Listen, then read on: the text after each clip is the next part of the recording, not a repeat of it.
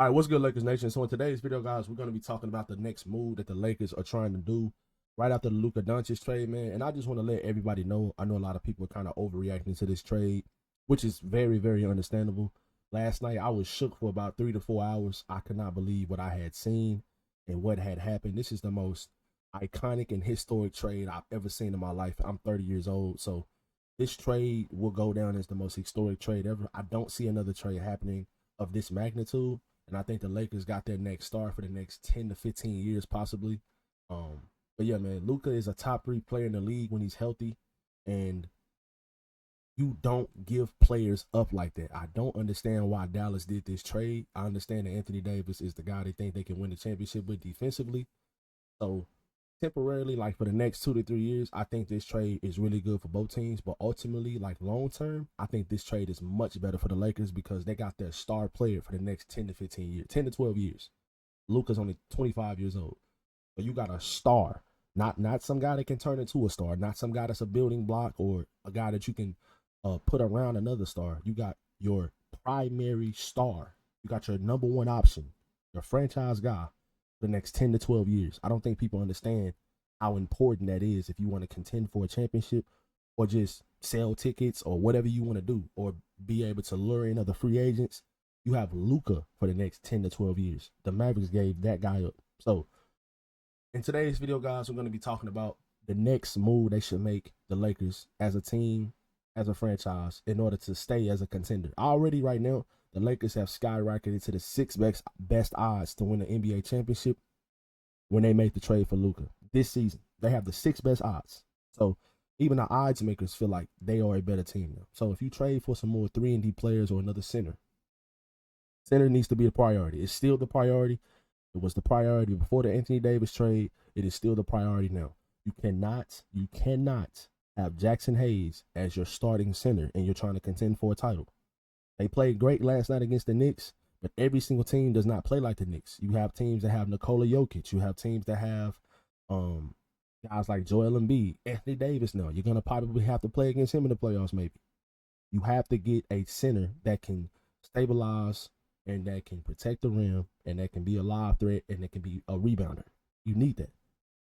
So, according to Eric Slater, the Lakers are one of several teams that have inquired about Day'Ron Sharpe. Day'Ron Sharpe is an elite rebounder. He is not a good rebounder. He's not a great rebounder. He is an elite rebounder, especially offensive rebounder.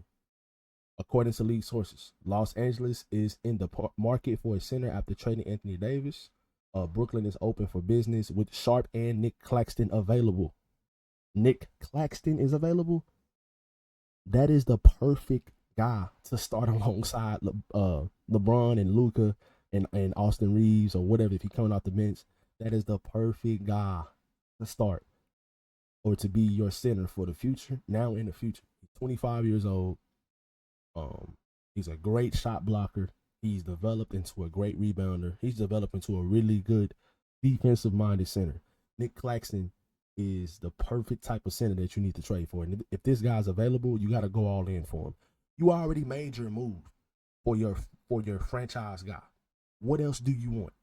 You have to be able to surround your franchise guy with defensive minded players because Luka is not a defensive minded player.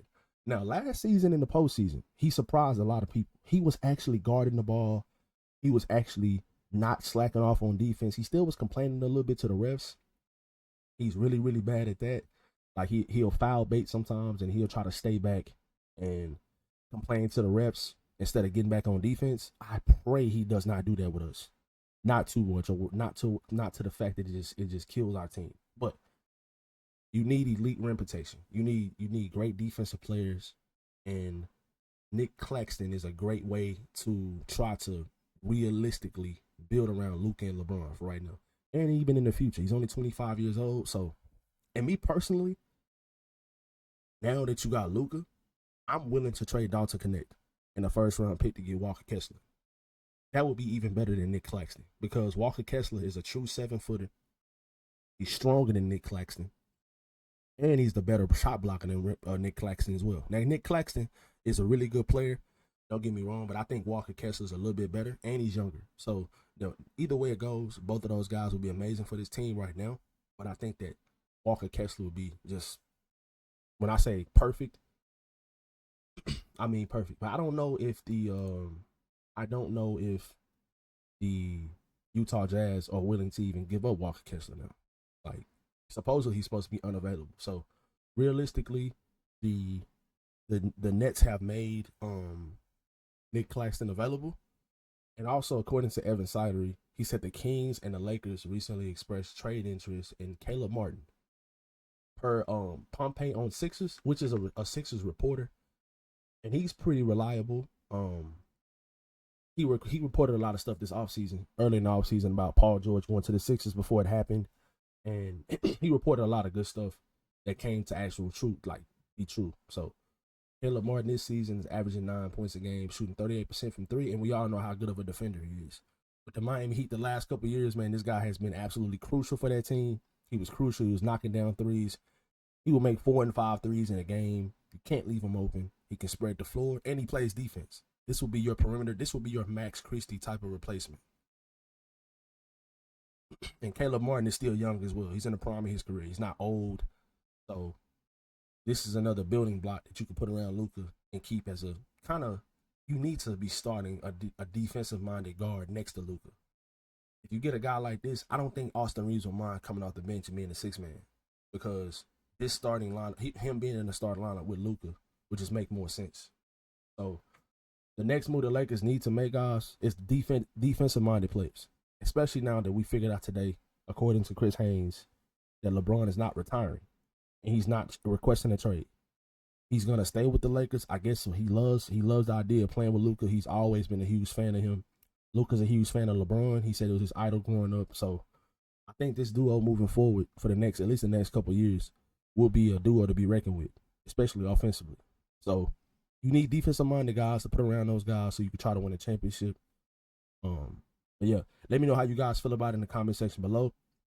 What move would you guys make the next? What defensive-minded players would you guys try to trade for? Be sure to hit that subscribe button. I'll catch you guys in the next one.